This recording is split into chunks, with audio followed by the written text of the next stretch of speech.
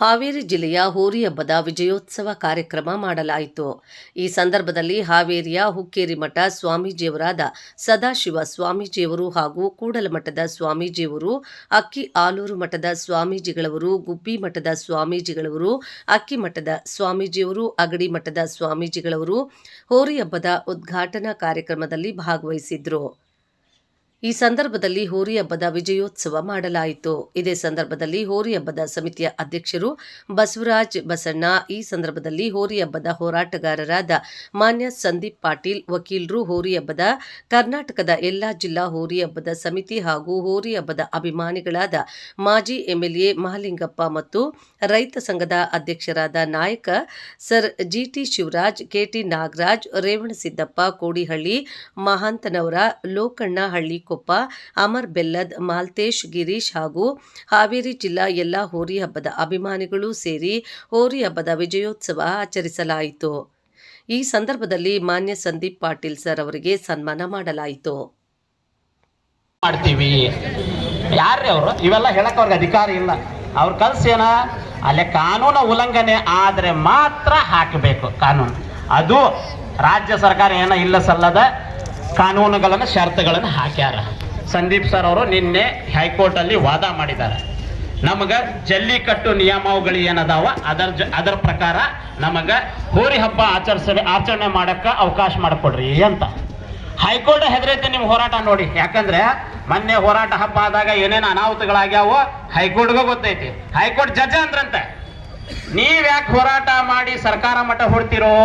High court judge ಅಷ್ಟಲ್ಲ, ಎಲ್ಲಿ Siddaramaiah phone ಮಾಡಿ ಹೇಳಿಗಳೇನ ಹೈಕೋರ್ಟ್ ಜಡ್ಜ್ಗೆ, ಅವ್ರು ಹೋರಾಟ ಮಾಡಿದ್ರೆ ನಮ್ ಪಿಕ್ಚರ್ ಬಿಡ್ತೈತಪ್ಪ, ದಯವಿಟ್ಟು ನೀವೇ ಏನ್ ಬೇಕೋ ಅವ್ರು ಅನುಕೂಲ ಮಾಡ್ಕೊಡ್ರಿ ಅಂದಾರೆ.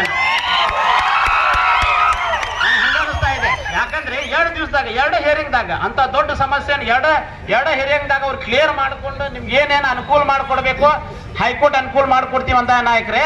ದಯವಿಟ್ಟು ನಾವು ಹೋರಾಟ ಬೇಡ, ನಾವು ವಿಜಯೋತ್ಸವನ ಆಚರಣೆ ಮಾಡೋಣ ಅಂದ್ರ ನಮ್ಮ ಬಸಣ್ಣ ಅದ್ರಾಗ ಒಂದು ಮಾತಿಟ್ಟ ಏನಂತ, ಸರ ವಿಜೃಂಭಣೆ ಮಾಡ್ತಾ ಇದೀವಿ ಅಂದ್ರೆ ಹೋರಿ ತಗೊಂಡ್ ಮಾಡೋಣ ಅಂತ. ಅಲ್ಲಿನ ಸಂದೀಪ್ ಸರ ಸಾಂಕೇತಿಕವಾಗಿ 1-2 ತಂದ್ರೆ ನಡೀತೈತಿ ಅಂದ್ರು. ಈಗ ಸಾಂಕೇತಿಕವಾಗಿ ನಾವು ಒಂದು ತಂದಿವಿ, ಮಠಾಧೀಶರು ಬಂದ್ರು, ಪೂಜೆ ಮಾಡಿದ್ರು, ಹೋದ್ರು. ಅದ್ರಾಗ ನಾವು ಏನಾರ ನಮ್ಮ ಒಂದು ಫೇಮಸ್ ಹೋರಿಗಳದಾವ, ಹಾವೇರಿ ಡೌನ್, ಸೂಪರ್, ಬಹಳಷ್ಟು ಹೋರಿಗಳದಾವ. 20 ಹೋರಿ ತಂದಿದ್ರೆ ಇಡೀ ಹಾವೇರಿ ಜಿಲ್ಲಾ ಬ್ಲಾಕ್ ಹಾಕಿತ್ತು ಅನ್ನೋ DYSP ಸಾಹೇಬ್ರು ಬರ್ತಿದ್ರು, SP ಮೇಡಮ್ ಬರ್ತಿದ್ರು. ಅದಕ್ಕಾಗಿ ನಾವು ಈಗ ಇವತ್ತು ಇಲ್ಲ ನಾಳೆ ನಮ್ಮ ಹೈಕೋರ್ಟ್ ಆರ್ಡರ್ ಬರುತ್ತೆ. ಆ ಹೈಕೋರ್ಟ್ ಆರ್ಡರ್ ನೋಡಿ ಆ ನಿಯಮಾವಳಿ ನಮ್ಮ ರೈತ ಹೋರಾಟಗಾರರಿಗೆ ಮತ್ತು ನಮ್ಮ ಹೋರಿ ಮಾಲಕರಿಗೆ, ಹೋರಿ ಹಿರಿತಗಾರರಿಗೆ ಅದು ನಮ್ಮ ಅನುಗುಣವಾದರೆ ಅದನ್ನ ನಾವು ಅಕ್ಸೆಪ್ಟ್ ಮಾಡೋಣ. ಇಲ್ಲ ಅಂದ್ರೆ ನಮ್ಮ ಸಮಿತಿ ವತಿಯಿಂದ ಉಗ್ರವಾದ ಹೋರಾಟ ಮಾಡೋಣ ಅಂತ ಎಚ್ಚರಿಕೆ ನೀಡ್ತಾ ಈ ಹಾವೇರಿ ಜಿಲ್ಲಾ ಪೊಲೀಸರಿಗೆ ಒಂದು ಎಚ್ಚರಿಕೆ ನೀಡ್ತೀನಿ. ನೀವು ನನ್ನ ಮಾತನ್ನು ಮುಗಿಸ್ತೀನಿ. ಜೈ ಹಿಂದ್, ಜೈ ಕರ್ನಾಟಕ. ಮನಸ್ಸನ್ನ ಗೆದ್ದಂತ ನಮ್ಮ MN ನಾಯಕ್ ಸರ್ ಅವರಿಗೆ ಹೃತ್ಪೂರ್ವಕ ಅಭಿನಂದನೆ ಸಲ್ಲಿಸುತ್ತಾ, ಈ ಕಾರ್ಯಕ್ರಮದ ಕೊನೆಯದಲ್ಲಿ ತುಂಬಾ ಸಮಯ ಆಗಿರೋದ್ರಿಂದ, ಊಟ ಸಮಯ ಆಗಿರೋದ್ರಿಂದ ಈ ಕಾರ್ಯಕ್ರಮ ಅವರು ಅರ್ಪಿಸಬೇಕೆಂದು ತಮ್ಮಲ್ಲಿ ವಿನಂತಿಯನ್ನು ಈ ಕಾರ್ಯಕ್ರಮ ಪರವಾಗಿ ನಾವು ವಿನಂತಿಯನ್ನ ಮಾಡ್ಕೊಳ್ತಾ ಸರ್.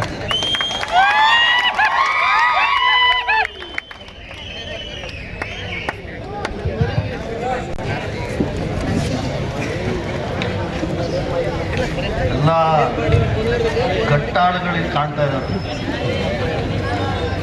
ಸಮಿತಿಯವರು ಮುಂಚೆ ಹೋರಾಟ ಮಾಡಬೇಕು, ರೂಪರೇಷೆ ಮಾಡಬೇಕು ಅಂತ ಅವ್ರು ಹೇಳಿದಾಗ, ಅಥವಾ ವಿಜಯೋತ್ಸವ ಮಾಡಬೇಕು ಅಂದಾಗ 25,000 ಜನ ಮೇಲೆ ಸೇರ್ತಾರೆ ಅಂತ ಹೇಳಿ, ನಾನು ಇವತ್ತು ಅವ್ರಿಗೆ ಒಂದು ಮಾತು ಹೇಳ್ತೀನಿ. ಎಷ್ಟು ಜನ ಸೇರ್ತಾರೆ ಅನ್ನೋದು ಇಂಪಾರ್ಟೆಂಟ್ ಅಲ್ಲ. ಇನ್ನೊಂದ್ಸತಿ ಕೇಳಿಸ್ಕೊಳ್ಳಿ, ಎಷ್ಟು ಜನ ಸೇರ್ತಾರೆ ಅನ್ನೋದು ಮುಖ್ಯ ಅಲ್ಲ, ಯಾವ ಥರ ಜನ ಸೇರ್ತಾರೆ ಅನ್ನೋದು ಮುಖ್ಯ. ಇಲ್ಲಿ ಬಂದಿರುವಂಥ 250 ಜನ ಅಷ್ಟೇ ಇದೆ ಅಂತ ಯಾರ್ಯಾರ ಜಿಲ್ಲಾಡಳಿತ ಆಗಿರ್ಬೋದು, ಪೊಲೀಸರು ಇರ್ಬೋದು, ಏನು ಇವ್ರಿಗೇನು ಶಕ್ತಿ ಇಲ್ಲ ಅಂತ ಅನ್ಕೊಂಡ್ಬಿಟ್ರೆ ಅದು ದಡ್ಡತನದ ಪರಮಾವಧಿ. ಪ್ರತಿಯೊಬ್ಬ 250 ಇರುವಂಥ 250ರಲ್ಲಿ ಪ್ರತಿಯೊಬ್ಬ ಕೂಡ 2000ಕ್ಕಿಂತ ಹೆಚ್ಚು ಗಟ್ಟಿ ಇರುವಂಥ ಮನುಷ್ಯ. ಅವಾಗಲೇ ನಾಗರಹಳ್ಳಿ ಹೇಳಿದ್ರು, ಇಲ್ಲಿ ಬಂದಿರೋರು ಪೇಮೆಂಟ್ ಗಿರಾಕಿಗಳಿಗೆ ಯಾರು ಅಲ್ಲ ಅಂತ. ಅದು ಅರ್ಥ ಮಾಡ್ಕೋಬೇಕು ನೀವು. ಪೇಮೆಂಟ್ ಗಿರಾಕಿಗಳು ಯಾರು ಬಂದಿಲ್ಲ ಇಲ್ಲಿ ಬಂದಿರೋರೆಲ್ಲ ಮನಸ್ಸಲ್ಲಿ ಬಸವಣ್ಣನ ಹಿಡ್ಕೊಂಡಿರೋರು.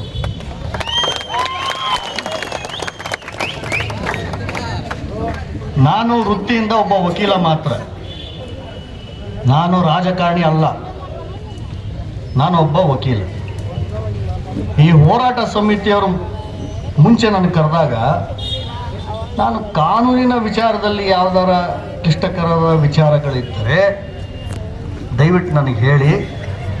ನಾನು ಇದೇ ಜಿಲ್ಲೆಯವನು, 20 ವರ್ಷ ನಾನು ವೃತ್ತಿಯನ್ನು ಮಾಡಿರೋಂಥವನು, ಉಚ್ಚ ನ್ಯಾಯಾಲಯ ಸರ್ವೋಚ್ಚ ನ್ಯಾಯಾಲಯದಲ್ಲಿ ಓಡಾಡಿಕೊಂಡು ನನ್ನ ವೃತ್ತಿ ನಡೆಸುವಂಥವನು.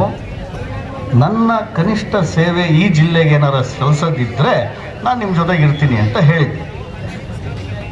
ಆ ಮೀಟಿಂಗ್ ಬಂದಿದ್ದೇ ತಪ್ಪಾಗೋಯ್ತು. ಆ ಸಮಿತಿಗೆ ಅಧ್ಯಕ್ಷರು ನೀವಾಗ್ರಿ ಅಂತ ಕೂತ್ಕೊಂಡ್ಬಿಟ್ರು.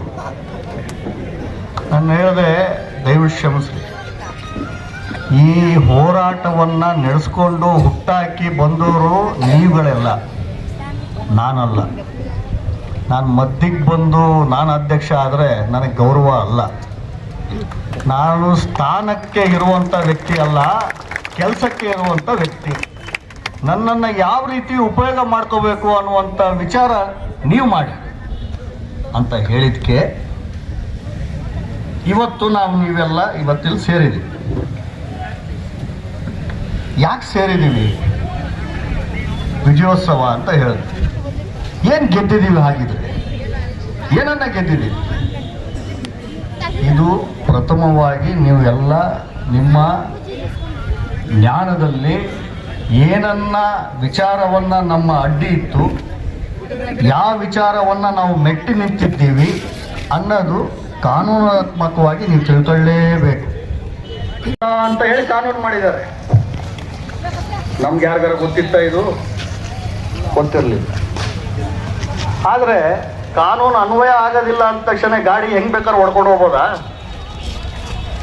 ಯಾರು ಕಾನೂನಿಲ್ಲ, ರೋಡ್ ಮಾಡಿದಾರ್ರಿ, ಹೆಂಗೆ ಬೇಕಾದ್ರೆ ಎತ್ಕೊಂಡು ಹೋಗ್ತೀವಿ, ನಮ್ಮ ಗಾಡಿ ಎಲ್ಲಿ ಬೇಕಾದ್ರೆ ಓಡಿಸ್ತೀವಿ ಅಂತ ಹೇಳ್ಬೋದಾ? ಹೇಳೋಕ್ಕಾಗಲ್ಲ.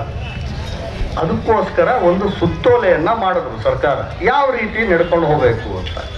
ಆದರೆ ಆ ಸುತ್ತೋಲೆ ಈ ಜಾನಪದ ಕ್ರೀಡೆ ಪ್ರೋತ್ಸಾಹ ಮಾಡುವ ಸಲುವಾಗಿ ಇರಬೇಕಾಗಿತ್ತು. ಇದನ್ನ ಹತ್ತಿಕ್ಕ ಸಲುವಾಗಿ